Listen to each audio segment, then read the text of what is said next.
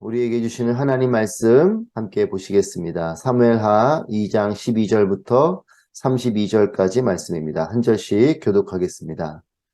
넬의 아들 아브넬과 사울의 아들 이스보셋의 신하들은 마하나임을 떠나 기브온으로 갔습니다. 스루야의 아들 요압과 다윗의 부하들도 나가 기브온 못에서 그들과 마주쳤습니다. 한쪽은 못 이쪽에 다른 한쪽은 못 저쪽에 자리 잡았습니다. 그때 아브넬이 요압에게 제안했습니다. 청년들을 뽑아 우리 앞에서 겨루게 하자. 그러자 요압도 좋다. 청년들을 세워 그렇게 해보자 하고 대답했습니다. 그래야 젊은이들이 일어나 정해진 수대로 나갔습니다. 베냐민 곧 사울의 아들 이스보셋 쪽에서 12명이 나갔고 다윗의 부하들 가운데서 12명이 나갔습니다. 그들은 서로 자기 적수의 머리를 잡고 칼로 그 적수의 옆구리를 찔렀습니다. 그러자 그들은 함께 쓰러졌습니다. 그래서 기브온에 있는 그들을 헬갓 핫수림이라고 부르게 됐습니다. 그날의 싸움은 매우 치열했습니다. 결국 아브넬과 이스라엘 군사들이 다윗의 부하들에게 지고 말았습니다. 수리아의 세 아들 요압과 아비새와 아사엘이 거기 있었는데 아사엘은 들로르같이 발이 빠른 사람이었습니다. 아사엘이 아브넬을 쫓아갔는데 그는 좌우로 한눈 한 번 팔지 않고 그를 따라갔습니다. 아브넬이 뒤를 돌아다 보고 말했습니다. 아사엘아 너로구나. 아사엘이 대답했습니다. 그래 나다. 그러자 아브넬이 그에게 너는 좌우를 돌아보아 젊은 녀석을 하나 잡아 무기를 빼앗아라 하고 말했습니다. 그러나 아사엘은 옆을 보지 않고 계속 그에게 따라붙었습니다. 아브넬이 다시 아사엘에게 경고했습니다. 나를 쫓지 말고 돌아가라. 내가 너를 쳐서 땅에 쓰러뜨리게 할 이유가 무엇이냐?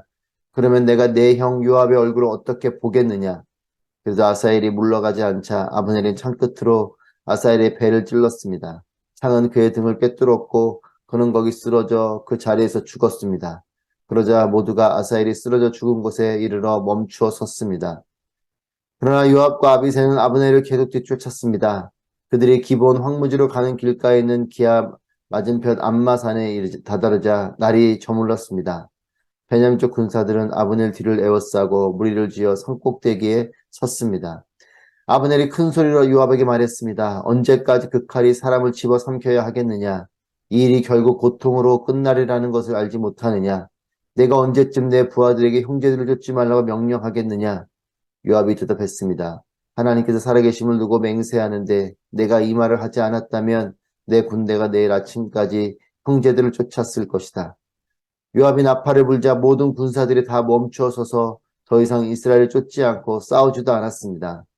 아브넬과 그의 군사들은 그날 밤 내내 행군해 아라바를 지나 요단강을 건넜고 계속해 비드론 지역을 지나 마하나임으로 갔습니다.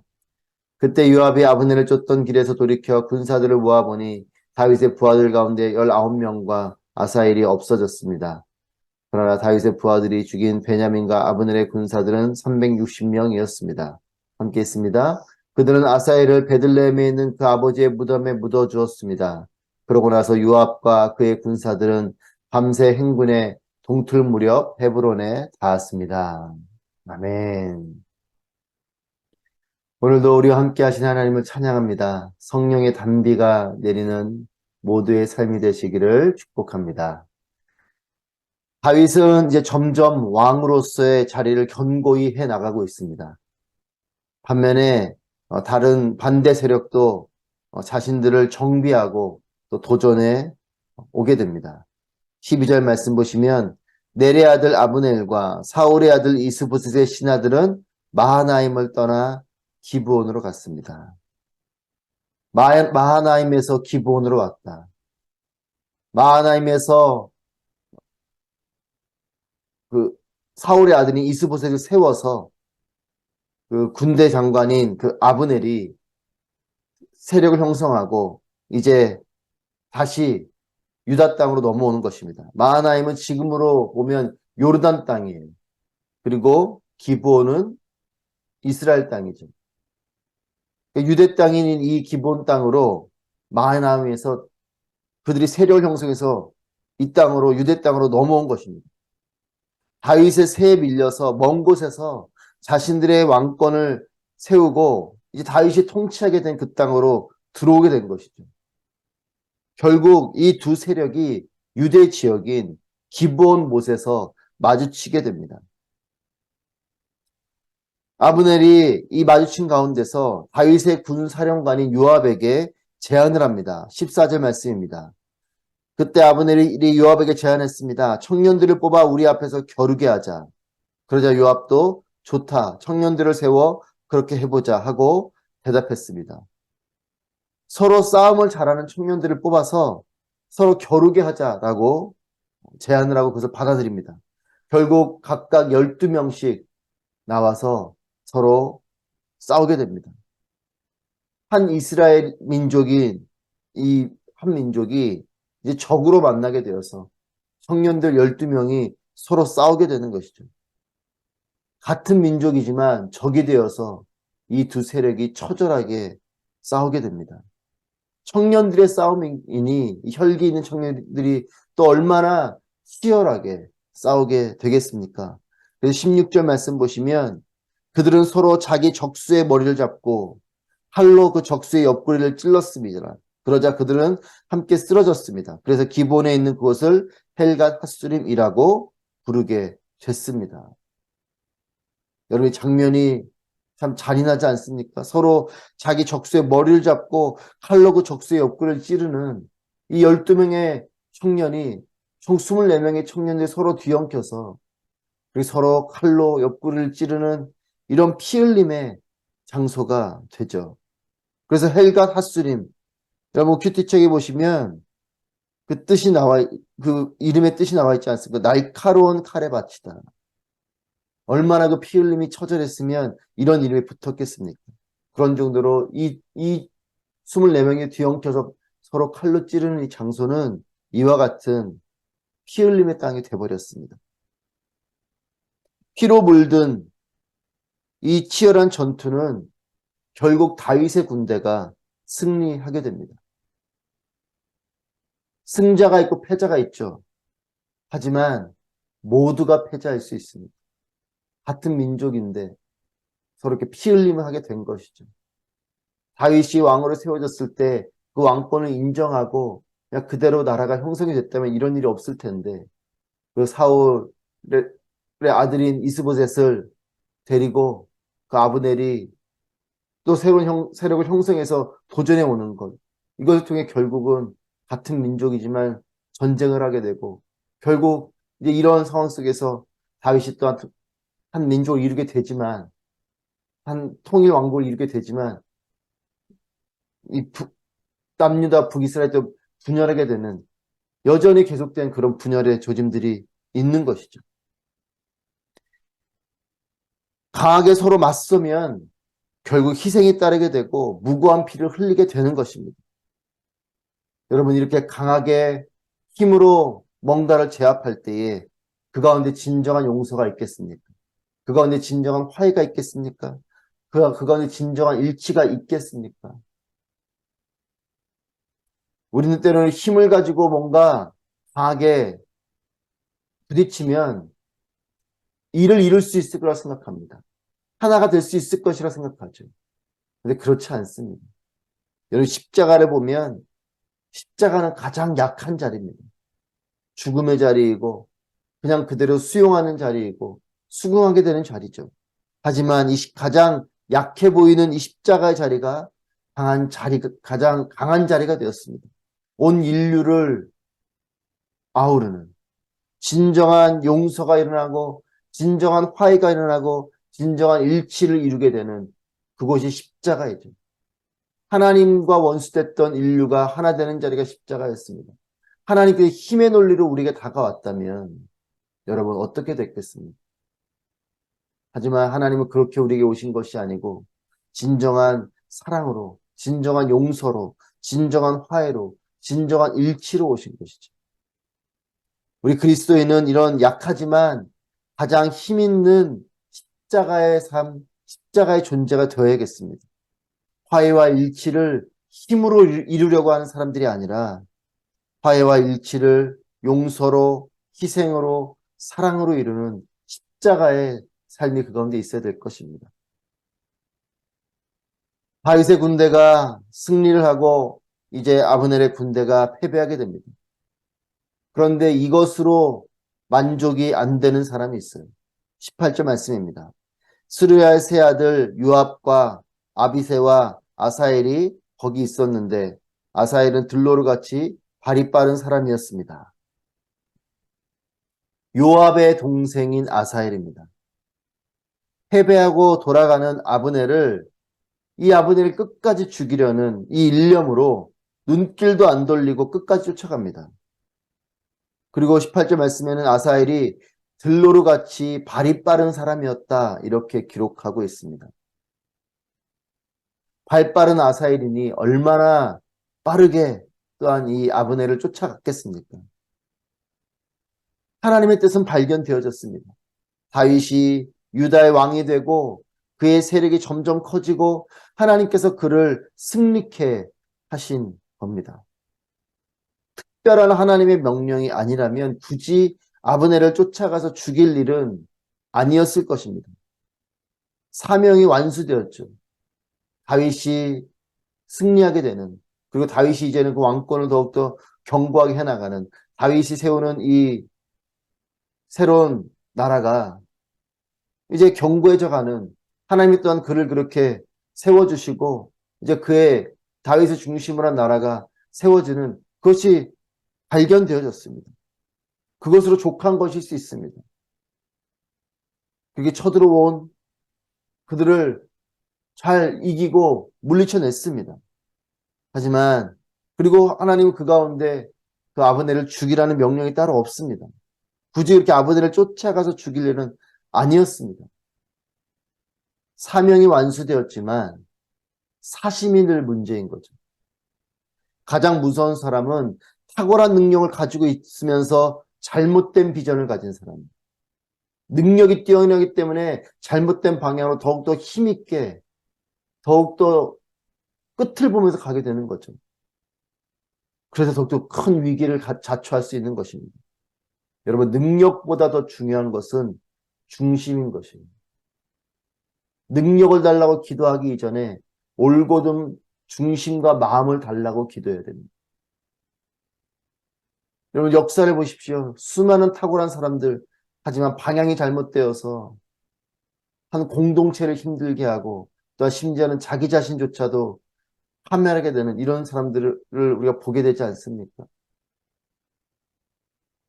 이 아사엘은 그런 탁월함을 가지고 있지만 그 탁월함을 가지고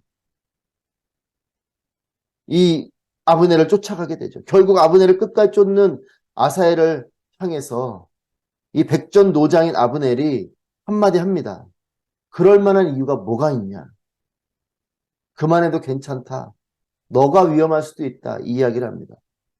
그러나 뜻을 정한 젊은 혈기의 이 탁월한 청년에게는 그저 패배한 장수에 자기 앞가림을 하는 변명 정도로 들렸을 것입니다. 그러니 그대로 계속 쫓아가는 것이죠.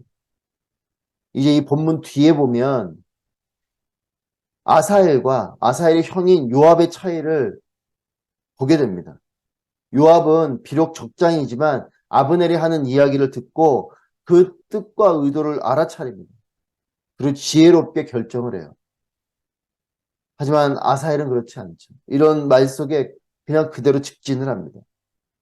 여러분, 우리도 어쩌면 이런 요압과 같은 이런 지혜가 필요합니다. 베드로 같은 열정도 필요하지만 지혜를 동반한 열정일 때의 결과가 좋은 것이죠. 열정은 아름답지만 이 열정 가운데 지혜가 필요해요. 이 지혜롭지 않게 그냥 열정만 가지고 달려가는 것, 이것은 큰 일을 초래할 수 있습니다.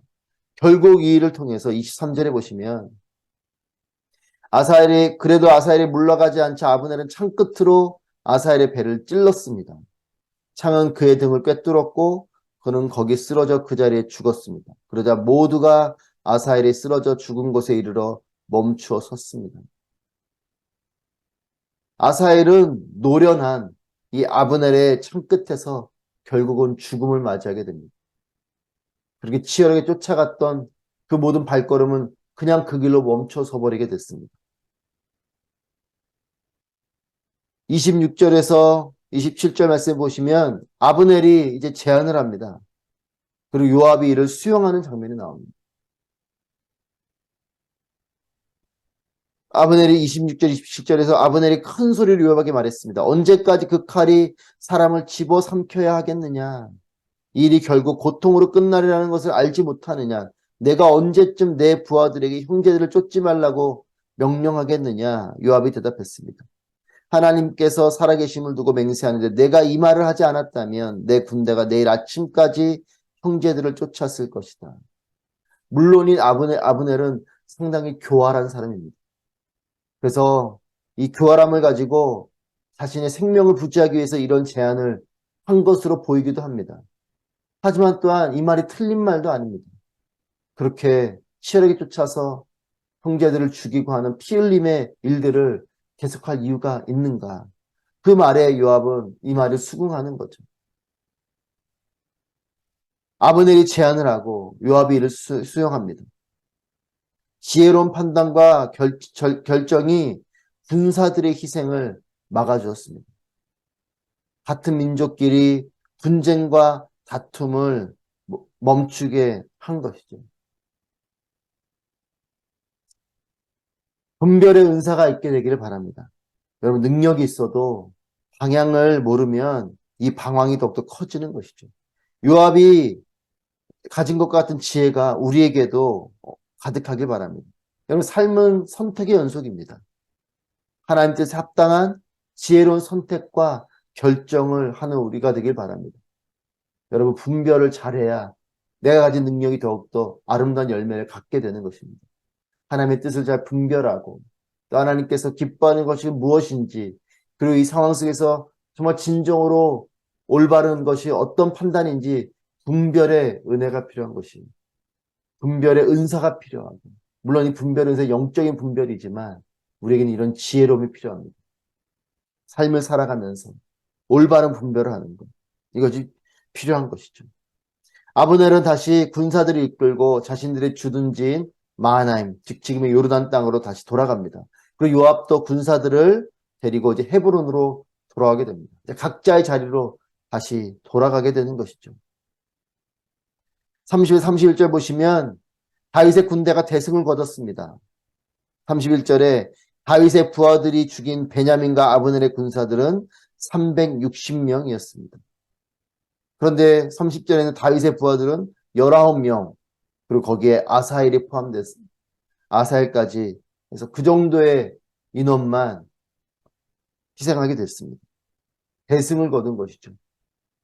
물론 20명의 이 생명이 사라진 것도 안타까운 일이지만 전쟁의 부분으로 보면 20명의 희생자와 360명의 희생자입니다.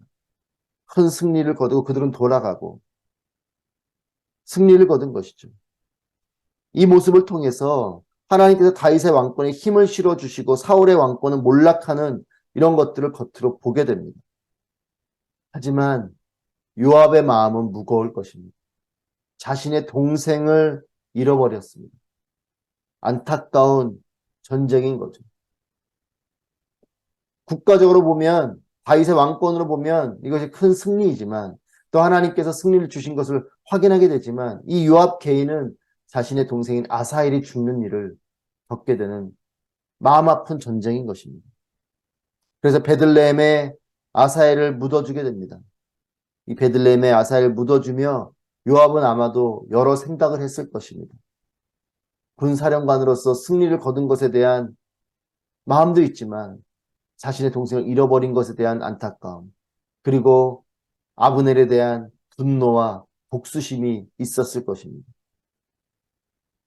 다윗 군대의 승리로만 끝났으면 되었으리 전쟁에 과한 열심으로 인해서 이 아사엘의 죽음을 맞이하게 되고 또 이 일로 요압과 아브넬 사이에 깊은 감정의 골이 생기게 됐습니다.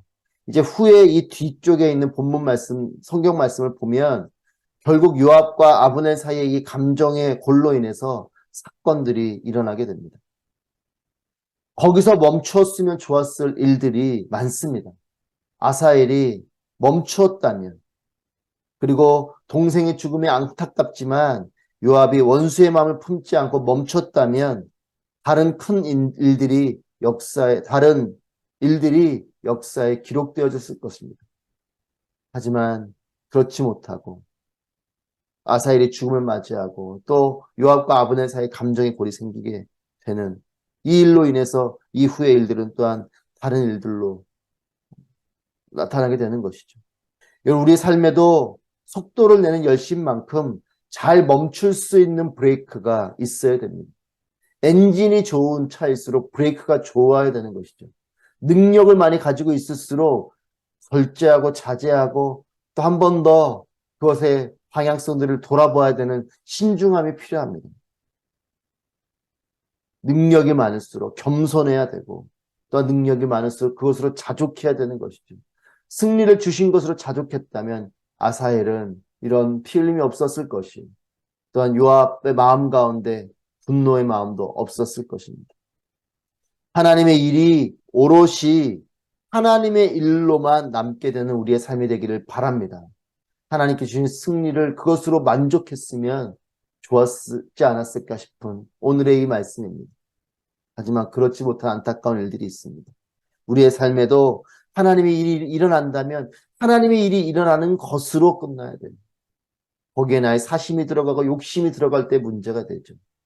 교회도 교회 공동체가 아름답게 세워지면 그것으로 감사한 일인데 거기에 목회자들이 또 리더십들의 어떤 욕심과 사심이 들어갈 때 교회 공동체가 힘들어지지 않습니까? 우리의 삶에도 마찬가지입니다. 하나님의 축복이 있지만 그 가운데 내 욕심이 들어가고 내 사심이 들어갈 때 오히려 그것이 나를 더 힘들게 하는 부분이 되는 것이죠. 물질을 주셨는데 그 물질 때문에 망하는 사람이 있어요. 하나님이 자리를 주셨는데 그 자리 때문에 망하는 사람이 있죠. 하나님의 일이 하나님의 일로 끝나야 됩니다. 하나님의 뜻을 온전히 분별하십시오. 그리고 온전히 하나님의 뜻에만 순종하는 우리의 삶이 되기를 주님의 이름으로 축복합니다.